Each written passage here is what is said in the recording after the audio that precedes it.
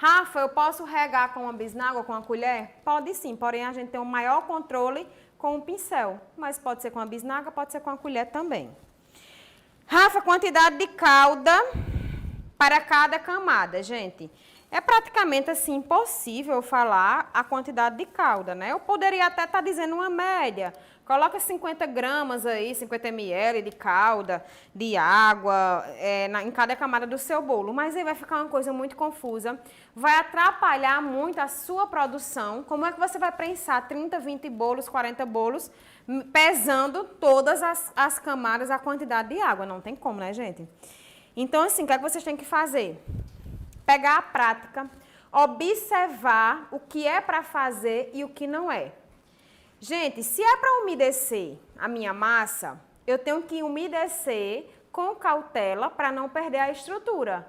E como é que eu sei que eu perdi essa estrutura? Se eu umedeci demais, encharquei muito aquela massa, quando eu colocar o meu dedo na massa, ele vai passar direto. Então, ele não pode fazer isso, não pode acontecer isso. Eu tenho que umedecer, colocar o dedo e sentir que minha massa está uma esponjinha, porém está toda molhadinha. Então, você vai aprender dessa forma. Dessa forma eu aprendi, dessa forma eu fazia e dessa forma eu estou ensinando a vocês, né? A gente fica insegura no início? Fica. Lembrando que, dependendo da região que você mora, né? Tem regiões que os clientes, as pessoas, os consumidores estão mais acostumados com aqueles bolos encharcados que a gente não consegue nem sentir o sabor da massa. Então, você tem que falar para o seu cliente que o bolo que ele pediu foi um bolo festivo, um bolo decorado. Não é uma torta que vai à geladeira e fica lá o dia inteiro, né? E a gente pode comer ela encharcada, ela desmoronando, que dá super certo. Mas bolos decorados tem que ter um maior cuidado.